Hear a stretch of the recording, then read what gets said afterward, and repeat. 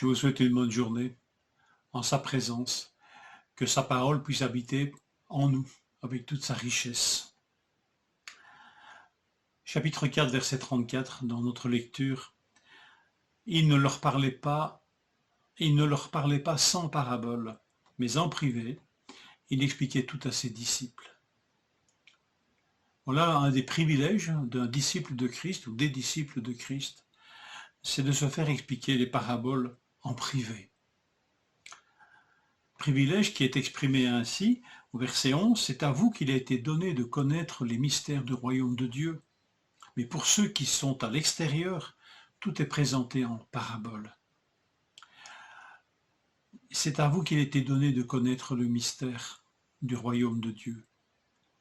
Ce don n'est pas propice à se gonfler d'orgueil, parce que cette connaissance des mystères du royaume de Dieu, elle nous est communiquée uniquement dans une dépendance totale de Jésus. Vous avez remarqué que c'est à Jésus que s'adressent les paroles des apôtres, preuve qu'eux-mêmes n'ont pas compris la parabole du semeur.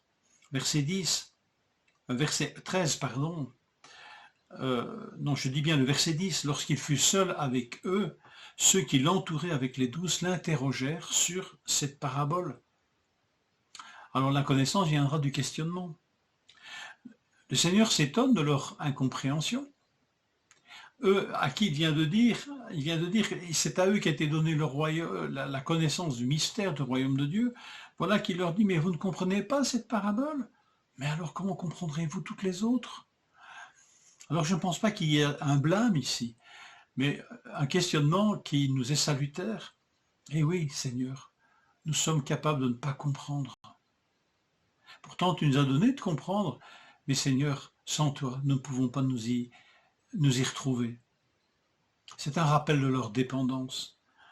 Et regardez, le Seigneur d'abord ne leur adresse pas qu'un blâme, une engueulade en bonne et due forme, puisqu'après il va leur expliquer cette parabole.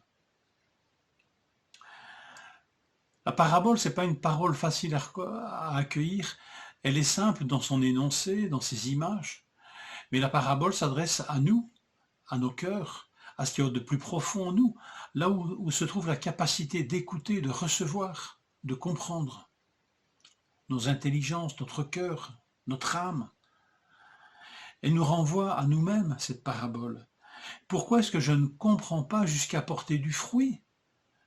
Est-ce que mon cœur est trop dur? Est-ce que mon cœur est trop superficiel? Est-ce que mon cœur est trop préoccupé par tant de choses? Cette parabole m'interroge. Et ça, c'est déjà une manière de comprendre que le royaume s'établit d'abord dans le cœur, par la parole de Dieu. Mais elle nous questionne, elle nous travaille.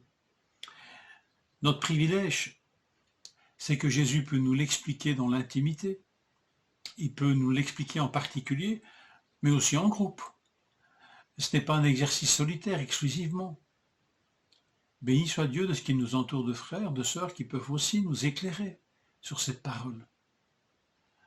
Mais le Seigneur peut nous expliquer et explique à ses disciples. Cette parole, elle nous concerne. Elle nous parle du royaume de Dieu, mais aussi de la réception que nous faisons à cette parole, de nos résistances, de notre capacité à entendre, mais à ne pas comprendre ou à ne pas vouloir comprendre. Mais alors, quelle promesse et quelle vie se développe en nous quand cette parole de Jésus est entendue, reçue et comprise? Relisez la parabole du grain de sénévé, la plus petite des graines, qui pourtant, quand elle est dans une bonne terre, va produire un arbre bienfaisant, un arbre utile, dans les branches duquel même les oiseaux du ciel peuvent venir se réfugier à l'ombre. Quelle image! Je vous laisse méditer encore sur cette parole du grain de sénévé. Quand la parole de Dieu, aussi petite soit-elle, est reçue, d'abord entendue, puis reçue et comprise, quel fruit elle porte. Que le Seigneur nous donne de pouvoir l'expérimenter dans notre vie. Bonne journée et bonne réception de cette parole que Dieu vous adresse.